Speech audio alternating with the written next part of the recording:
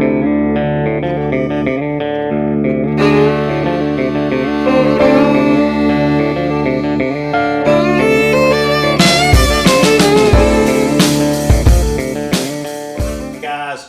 to another episode of Discovering 615. I'm your host, Rob Thacker, and I'm here with my good friends, Maggie and Zach White. Thanks for having us. Yeah. These two extremely talented musicians here in Nashville. Guys, thanks for having me to your house. Yeah. You spoiled us because we didn't have to go anywhere. Right. We had lunch literally 3 minutes before you walked in. Okay. And lunch was what now? A tomato sandwich with watermelon side, which I know some people that go like, that sounds terrible, but if you're eating locally and fresh produce, like there's a guy right down the street who's 81 and he grows all these vegetables in his yard, and then he's got a place out in Watertown. So he was telling me, he was all proud of it. He said, I went to Kroger's the other day and I got a tomato because it tasted like cardboard. I mean, credit where credit's due. It was a delicious sandwich. It was a fantastic tomato. Yeah. Eating locally in season is one of the best delicacies ever, and it's hard to add anything to supplement that. Yeah.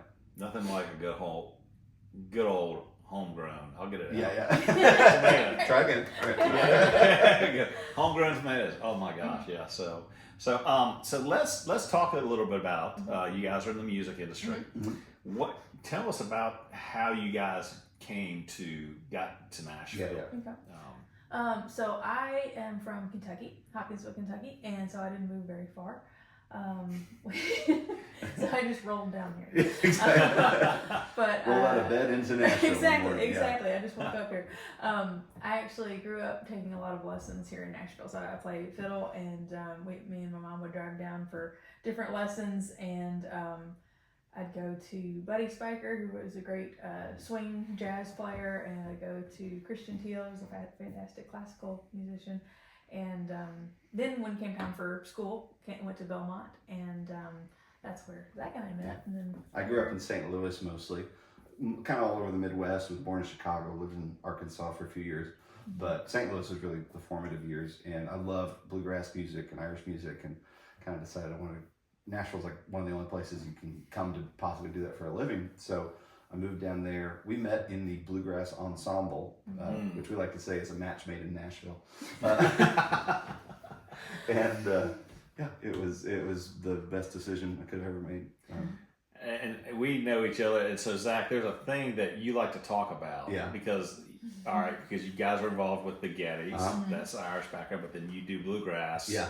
So there's a thing that you like to converse about in terms of the difference between, was it bluegrass and Irish music? It's a bit we would do from stage. I actually borrowed it from a writer who I need to get her name, but she had written it in some article.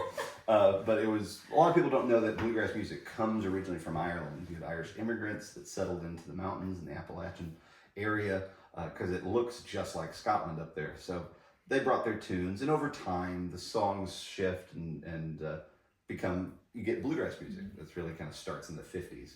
But for generations before, it was Irish music. So they share a lot of the same material, and it can be hard to know which one is which. So we have a key for people who are curious about being able to organize the songs correctly, which is Irish songs are about food, drink, and struggle. And bluegrass songs are about God, mom, and the girl that done you wrong. So if the girl in the song, if she's not dead by the third verse, it's not bluegrass music. She's got to die third verse, or else, it's just a folk tune. Nobody wants that. But if everybody in the song dies, if you have that kind of tragedy, then it's Irish music. That's good to know. I'll have to make sure I remember that. That's it. Now your CDs can go in correct boxes. Yes, exactly. Now I can check those correct boxes all. Exactly. So how did you guys talk a little bit about? Because I know you guys are with the Gettys. I know you guys have not started the tour yet. Right. It starts. I think you said earlier we're talking in September. How did that all unfold? Yeah, I met Keith. Actually, both of us met Keith through Jeff Taylor, an accordion player here in town. Right. And it's always the accordion player. It is bringing people together. Right. And so I met Keith I guess it was the year before I finished college. And so Sorry, I should stop that. The dishwasher started up. I didn't know it. Yeah. Real life continues. I'll start from that question. Okay, there we go. Sorry. I was just like, what was that? We would just leave that in there to live. Why not? Why not? Exactly. Okay. People can deal with it. Exactly. Where was I? Okay, so I met Keith through a mutual friend, an accordion player here in Nashville, and Jeff Taylor. It was probably about a year later that they needed a fiddle player to fill in for their fiddle player who was expecting her second child. And then whenever their fiddle player came back, they kept both of us, so they've got two fiddles. Yeah. And then about a year later is when Zach joined. So now it's 10 years later. Yeah, exactly. They had a guitarist who he decided he wanted to focus more being not homework, but like work at home. Okay. And so there was a spot open, and I just exercised all the nepotism I could to get in. And, it was a really wonderful fit. We loved playing for them. It's kind of neither of us moved to town to play in a Christian band. We were trying to play in more folk style stuff. Right. Bluegrass and Irish music was the goal, or jazz music. But so be it, God designed that there would be this person here in Nashville that, lo and behold, wanted folk musicians in his band and really loved to exercise this stuff. On top of having a mission we love, trying to create better songs for churches to sing that are focused on congregational singing, encouraging that kind of a thing. Loved old music and classical music that we both grew up playing a lot. And it was just kind of such a providential design that it would be, that's where we're supposed to be. And the timing all worked out with people leaving and needing fill-ins. It's really one of those things that there's a great line from a writer here in town. He said, "I walk a crooked road to get where I'm going, and only when I'm looking back do I see the straight and narrow." And it's like, oh yeah, that's what that was. And, so it's fun. That's great. And you guys have had some opportunities to travel with the Gettys. A little bit. Just a little bit. Just a little bit. So what are some of the most memorable places? Because you guys have, it's been not just in the States, it's been worldwide. Right. So they use the term name drop if you use big names. I guess this is building drop. Building drop. It sounds bad, but it's like with Keith loves to play big, memorable locations. He has a very classical orchestra background, so he's always had these dreams of playing. So we've played Carnegie Hall almost 10 years in a row, and last year we got to play the Sydney Opera House. We played Kennedy Center and all these cool locations, which are real memorable. You were bringing up one that we forget about from time to time, but probably is the more unique location to have played. Parliament? Yeah, well, Westminster, it's not Abbey, they call it something else, but it's literally across the street, but it's where Parliament meets. Yeah. So we got to play their National Prayer Breakfast. Oh, wow. And so that was really cool. And then they also have this little tiny chapel underneath that you just you don't even know that it's there. Yeah. And so you just kind of go through this little tiny staircase. I don't know if it's even open normally. Yeah. As far as for the tours and all that kind of stuff. And so it's like, what in the world am I in? And it's just the catacombs of Parliament. Yeah, you're playing exactly. And so some of these places are just like, how did I get there? Yeah. And then, and I still don't know how I got there, but then, so there's been places like that, and then Mussenden Temple is another really cool location that we got right on the north tip of Ireland. This little old library that you feel like a strong gust of wind, and you might end up in the sea. But it's just you can see that one. We recorded a music video there with them. My Worth is not in what I own, and it's the two Gettys and the two of us in this little circular building, and it's gorgeous. Yeah. That's amazing. That's amazing. So transitioning then from the Gettys for you guys, I mean, talk about a little bit about your concept in terms of just the inspirations that you guys. I mean, you've got the elephant in the room. Oh, for our show, for your show, for elephant in the room. You've got Double Grave. You've got Answers in My Pocket. The humor, and then you've got Northbound 205, which is a new release of that. Talk a little bit about those concepts. Where do they come from? What's the inspiration behind that?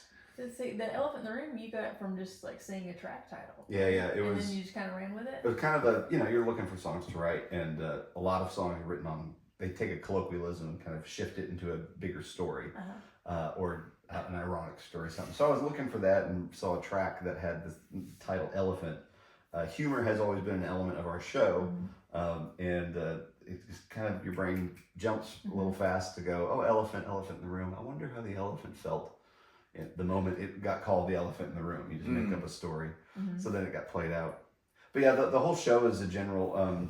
We both had dreams for years of running our own shows, but we've been this wonderful career as session musicians, but we never really worked up stuff together. Right. We were like musical coworkers rather than spouse.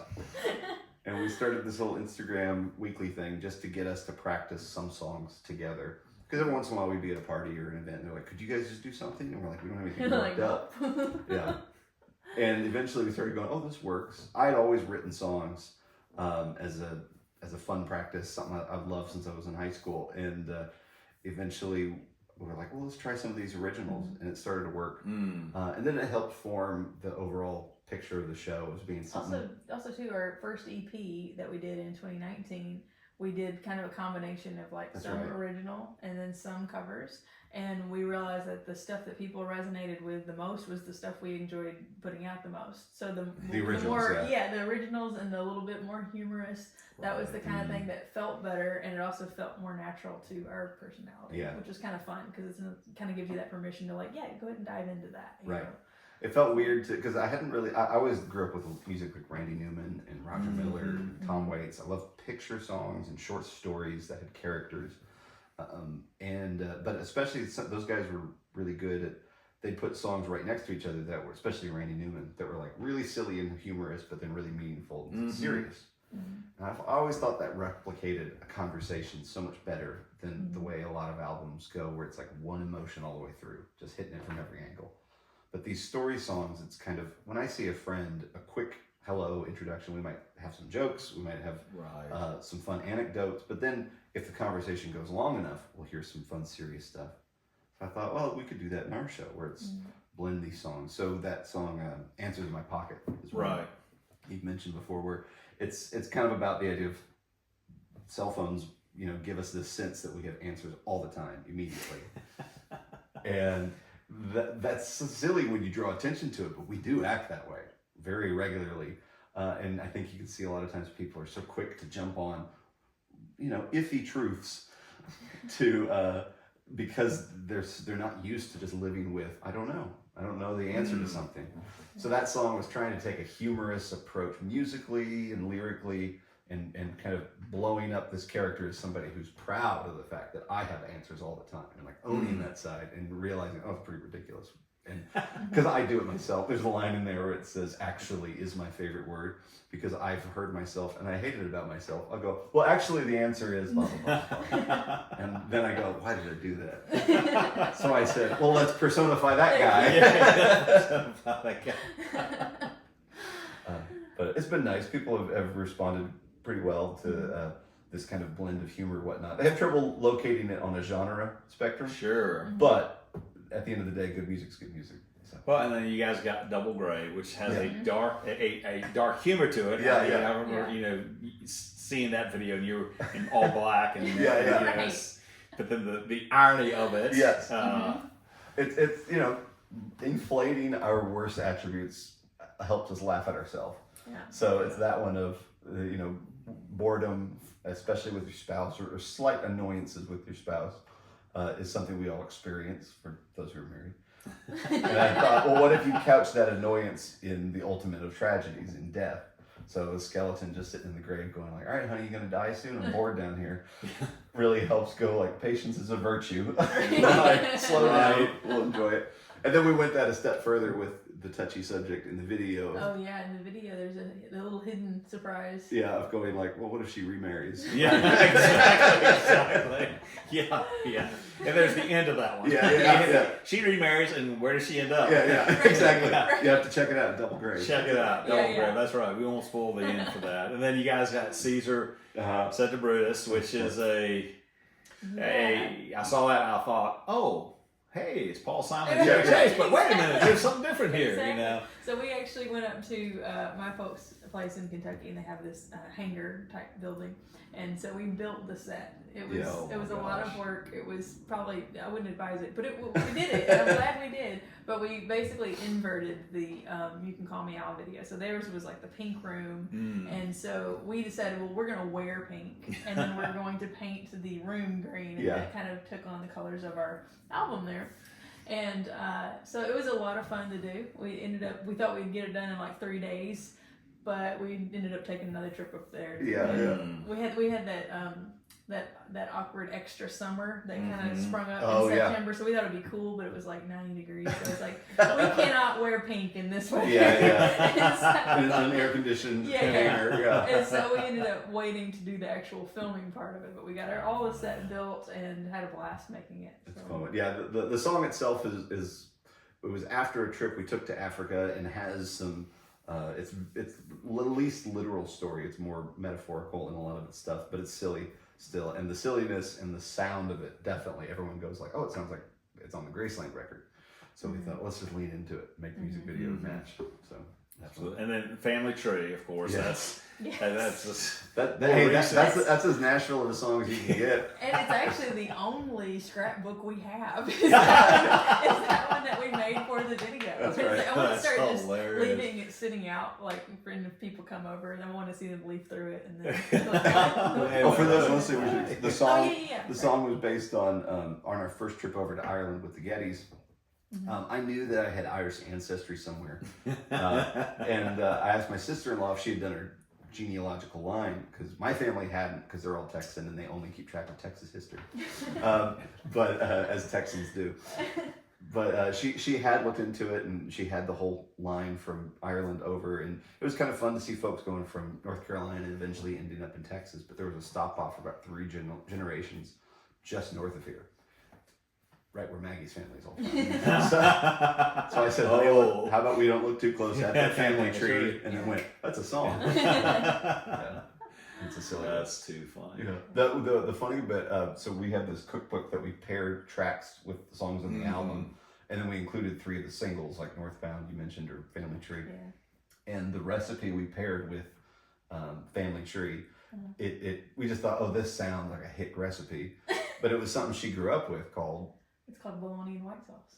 Bologna and white sauce. It is okay. so good. Okay. And it's on white bread. But we've come to find since then, we're pretty sure it's regional to that exact area that the song is based on. I Googled it. It's not there. And then the other day we ran into somebody at a concert, and they had actually heard of it. They grew up eating it. Yeah, they grew up eating it. And I'm like, where are you from? And they were like, from not far from me. And Same area. So it's like, this is very regional. It's a little bit of incestuous, everything from the song to the to the recipe.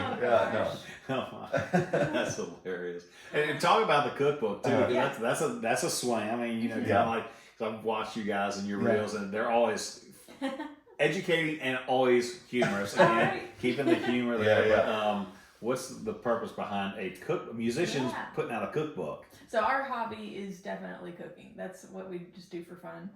And of course it comes in handy too. You just get to eat it. But we grew up with the CD liner notes and reading who played on all the tracks and the stories behind the songs, the lyrics, and we always liked reading those. And so now that everything's digital and nobody's buying CDs, you kind of lose those liner notes as well. Okay. And so we thought, well, let's write a cookbook and put all the liner notes in it. So that way it's like, some people really love cooking like we do, and then other people just want they want the physical thing, but they don't really have a use for a CD, And so we thought, well, let's write how to cook the elephant in the room. And we paired a recipe with every track. It also started too with like in promoting the album, we were able to make 1-minute versions of us cooking a recipe that goes with each song. So after we put all those out, it was like, we need to put this into a book. And as we're making the recipe, the song's playing on the reel, so it's that's how it started, the combination. And then eventually we're like, oh, we think that this could turn into a cookbook, and it's turned out to be a good item at the merch table, and it's a fun thing for folks to have, because it pairs along, because we tell stories behind the songs too. Because it's a full book, you can go even more in depth than the liner notes could previously. They have all the lyrics, we have everyone who played on the record, There's some fun illustrations for the recipes and things like that. Yeah. We're already planning for any next project. Like, oh, we want to make sure we have another cookbook with that one, and Yeah, we keep on as he writes songs. I'm thinking, what food could I put with it? Exactly. Which is a fun experiment. But. Yeah. So it sounds like you guys have got some future projects coming down the line. Are you allowed to kind of give a little tease there? Yeah. We have no management, so go for it. We're about to start kind of honing. We have a lot of content written, and we're about to start honing what the next album will be. We've got a show coming up that we're going to actually just be playing through all those songs for a small audience. We're calling it All New Except Two, because you got to have 2 guaranteed good songs. So the beginning and end of the night. If you don't start and end well, the show's terrible. Exactly. So people never remember the middle. Yeah, exactly. That's right. So we just kind of got to play through these songs in front of people to go, ooh, do they like them? Do these work? Do we need to change some parts? So we'll be doing that in a couple weeks here in Nashville. But I'm also working right now on a bluegrass record with a friend of mine named Caleb Christopher Edwards. Last year, I ended up just writing a bunch of bluegrass songs because that's kind of the first love on the guitar. And there's a cool tradition in the bluegrass scene of these duet albums of just 2 guys like, hey, let's just hang out like we're friends jamming. And so he's written some songs, I've written some songs, and he's a great mandolin player and guitar player as well, and wonderful singer. So we're really excited. That one will actually probably come out first. I'm hoping by the end of the year, but we'll see. Might be beginning of next when all is said and done. But hopefully, next year might be 2 albums from coming out of this house at least.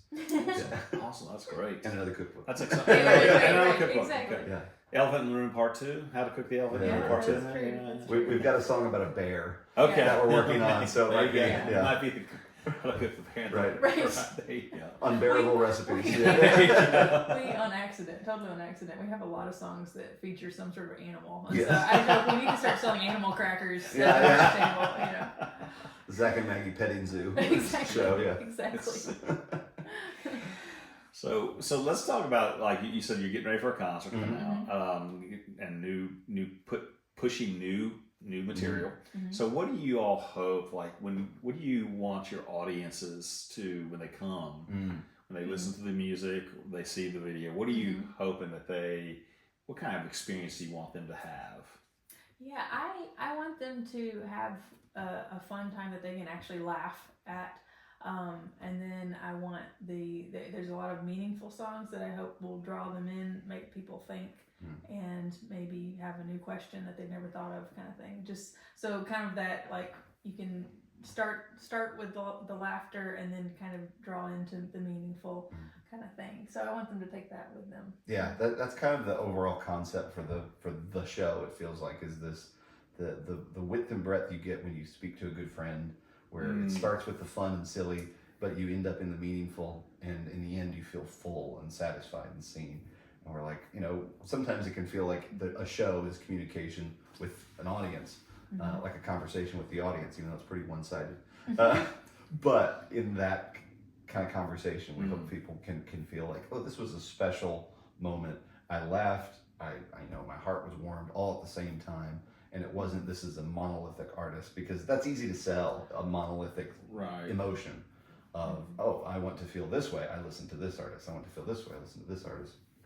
But because we like really creative, wide-reaching ideas, we hope to build a relationship that's more akin to friendship than it is just a usable tool on an iPod. Nobody has iPods anymore, though. It shows my age. Yeah. I was listening to an iPod today downstairs, actually. That's Come true. to think of That's it. true. Right, from like 2016. Yeah. I was thinking, does that thing still work? It still works. It still works. I think I've got mine somewhere. Yeah. In the dust. Yeah. It is in the workshop, so not. Right. Well, what about in terms of, like, what have been some of the challenges that you all have faced, and then the successes as well? Yeah. I mean, the rewards of that. Yeah, I think learning to work together has been both a challenge and so worth it, because we had worked under other band leaders so much, and then whenever you do your own band, you have to learn to work together on stuff. So it's just different, because you can all of a sudden both have your own opinions, and it's all subjective because it's music. So it's kind of like, well, I like this, well, I don't, and so But we learn which ways that we work better, and figuring out what sound we think sounds best. And I feel like because we kind of like push through that, you get a better end result. Yeah. And so. Yeah, there's, any creative venture, I feel like one of the biggest challenges is your own mindset and your own mental capacity, because creative kind of products, they don't leave your mind. Most of it lives in ideas. So it's hard, especially when you work from home like we do, if we're not on the road, it's hard to turn your brain off and go like, I'm allowed to not be thinking of whatever next song or workout thing I'm doing, or figuring out what to do next. So that can be a big one, is managing that mentality and that time. We do have this dual life of running our own show. We're really into essentially year 3 of this show, if you don't count the COVID years, which I don't. We didn't do anything. And then we also have this side of being side musicians and working for other artists. And they're very different careers. Running your own show is like starting a small business. It's you're investing time, money, creative ventures, all that kind of things. You're responsible for paying other people, all this stuff. The sideman thing is gig work. You do show up, punch your card, play the stuff, but it has its challenges. There's a lot of musicians in Nashville, and we're constantly, sometimes we all want the best for each other, but there's also gigs that, I'd love to play in that one, but the spot's not open. Like they have somebody playing for them already. So you're always dealing with a unique set of challenges there. One of them we talk about with people who are coming into the industry is like, you have to remember 80% of this job is just hanging out. It's just because think of travel. Yeah, especially when it's on the road work. It's different for like in-town sessions. That's true. But like on the road touring kind of work. And because that work, it's 6-7 hour drives every day for a hour-long show. Usually 2 hours long. Yeah, maybe 2 hours. Yeah, something like that. But it's that's a big chunk of time difference. So the way that you deal with people, the way you interact with folks, we all have preference. At some point, everybody needs a little bit of time alone from a group, and that's hard. Alone time is very valuable on the road, and learning to manage your expectation of it, your timing of like, I'm gonna sit here and be nice, and I don't need to blow off at this person just because I'm a little annoyed or I'm a little hungry. Voice your opinions, and managing those kind of interpersonal things with sometimes basically people you met the next day, the previous day, can be a unique challenge to being a musician. But if you can navigate it, it really is rewarding, because I meet everybody when they're off work, having a good time, looking to have a good time. So my world is rainbows and sunshine most days as far as the people I interact with. I'm not working customer service desk at baggage claim, which is the complete opposite I've always felt of a musician. Everyone coming in is annoyed and tired. I think there's a song there. Sounds like it's a good. So you touched on something too earlier when you were talking about what in terms of those that are aspiring to get into the music industry. I think you touched a little bit on that. But go a little bit deeper with that in terms of, I think you mentioned working with other people. That's going to be crucial. What are some other things that you could give people that are looking to get into this industry in Nashville or wherever they may be, Austin, Texas too. Austin, very true. But wherever, what are some things that you guys would, in terms of some wisdom? I would say you have to network for sure. So like make sure you're getting out of the house, going to concerts, meeting people. If you're in bluegrass jams are a fantastic way to meet other musicians. But so much of the time when I look back at a gig that I've gotten that's lasted for any length of time, I'll realize that happened because of meeting somebody like 2 years before then. And so it's like you look back and you think, oh wow, I didn't even know that meeting that person might lead to this gig. But that means that I can be freed up to go meet people this week, knowing that maybe it turns into a gig, maybe it doesn't. But you have to network, you have to be around. It's very relationship based, and people recommend people they know. And usually, like, to add to that, networking with a true desire to have a friend. For sure. That's one of the benefits, though, of what we do. Like, I feel like I'm friends with, people I might hire one week might be hiring me the next week. And so... I've literally, we've passed checks back and forth, and we've all net zero. Exactly. Very often. And so that kind of thing, I don't mean it with like a underhanded kind of Yeah. mentality, but just more so like, yeah, these are your friends. Sometimes it leads to gigs and sometimes it doesn't. Yeah. But, go meet people. You have to do that. Right. So. Yeah, because there can be sometimes a viewpoint of networking is this fakey, like Yeah. I'm meeting you so that I can. Right. And thankfully, at least in this town, people can see that from a mile away. And Right. No, just show up and be nice and take true interest in people and what they're working on, because we get the opportunity to play music every day, and whether that show is in a catacomb in the Parliament building or whatnot, or it's a dinky little bar or club or something that you're playing at the end of the day, it's the same notes. So do you want to play music, or are you looking for some validation of a picture you have in your brain? Those are two very different things, and I would say it's music. If you just want to play it, you want to play it, and it's great. And money and all those kind of things there's a necessity level, but then on top of that, it is what it is. Mm-hmm.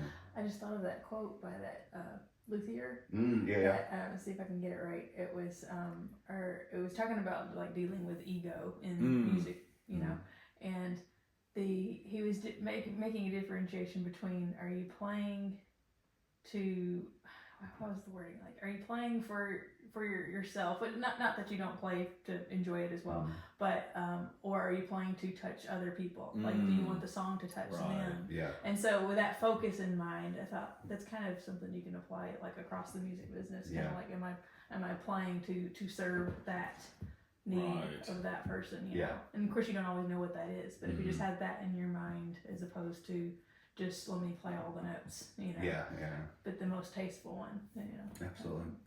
So it's fun. The other thing for recommending musicians, it's sort of because I think it touches on that. We can misinterpret sometimes. I'm playing for the audience to be like, well, they just want to hear X, Y, Z. They just want to hear songs they know. They just want to do this. I will always acquiesce to them for the chance of success, whatever that means. And allowing yourself to kind of flourish in whatever unique creative ideas you may have, 9 times out of 10 I find to be a more successful and more fulfilling route for a musician, because most audiences don't actually know what they want. They just react to what they hear. So give them the opportunity to find that balance of the familiar but new. That's a hard intersection to find, but once you can, then that's where amazing things have happened, where you can go to new ventures. And people love seeing you have a passion for something, so go for it. Now, sometimes they can take that on the far extreme end of the other end of like, I hate the audience, and no one gets me as a creative. And it's like, well, you got to figure out how to communicate it. That's the challenge. But that's the whole idea, and why there's not this line of this is success. You can draw that line wherever, but it's arbitrary. At the end of the day, I get to create and make beautiful things for people to enjoy. And if I get to do that at all, that's fun, whether that's for my job or as a part of a job. And maybe it's music, maybe it's something else. But that dabbling in that work is a beautiful gift. So why not enjoy it while you have it and be content in it every day? Yeah, and that's an important thing. I mean, like you just said, Zach, being content. Yeah.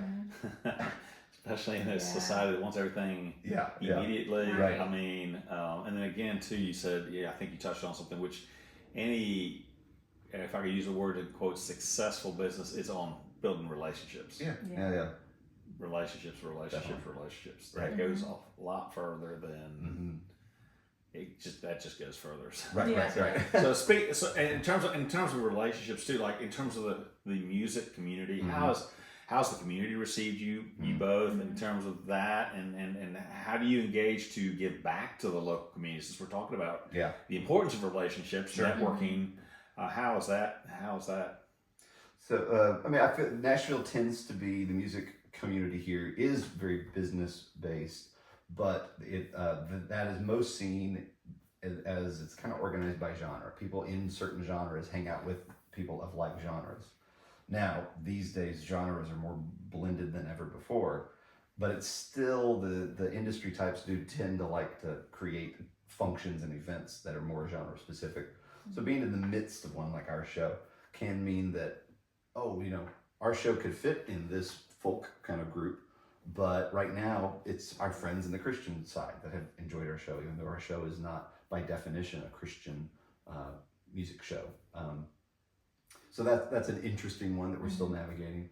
But it's also been really sweet. The reception we have had has been very positive. People love the show, and it just it's growing noticeably, but not fast. But that's okay. We like that because that means we're building relationships, as you mentioned. And then giving back. One of the things too is, I'm 34 this year. Been working 10 years. I've been finding some young guys that come to town and trying to just encourage them as they're navigating some of those hiccups that happen where, well, I have this kind of goal, but maybe I haven't reached it, or it's showing up differently than I expected, and encouraging them that, hey, that's great. What are you working on now? I've got a little business club that meets about once a month of songwriters, because most songwriters need a little bit of help with our business, and so that way we kind of lean on each other. Hey, how are you doing this marketing side? How are you handling your copyrights and your publishing and these kind of deals? And I'm finding anything like that, we just organize people together, the community starts sprouting real fast. Those kind of things. And of course, we love working with different local charities when we can, playing music for some of those, and a variety of things. That sounds exciting. Yeah. Exciting. Very exciting. So, where can people go to find you guys? ZachandMaggie.com. That's it. Zach with an H, because there's sometimes a ZACK or ZAC, as we like to say to be silly. It's Zach with an H and Maggie with an M. Okay. So Zach and Maggie, check out ZachandMaggie.com. And also, what about concert dates coming up? August 9th. August 9th will be that small house concert over in the Nations neighborhood. A few tickets left. Yeah, a few. It's not many, and probably half of them are already sold, so get them quick. They're at our website. And then September 14th, I think, our church, Village Chapel, over there on Hillsborough Road, their building is turning 100. So they're having their Fall Fest to celebrate its 100th birthday. Great. And we're going to play outside, and it'll be food trucks and free to come, the whole family kind of event. It'll be a good time. We'll have our whole band with us, which is rare. We usually play as a duo, acoustic duo. So, but I think we're going to have like drums and bass and possibly a piano player. Oh, fantastic. And that'll be fun in the afternoon on that September 14th date. All right. Yeah. Well, guys, thank you for your time. Thank you for opening up your beautiful kitchen Yeah. area to host the podcast. Thank Any final thoughts? I don't know. What's for dinner? What's for- I'm sure it's going to be from the book, maybe. Yeah, probably. Have a good elephant in the room. All right. Thank you, Rob. Well, thank you thank you so guys. much. Thank you so much for letting me do this with you guys. And Thanks. until next time, guys, see you. Bye. Bye.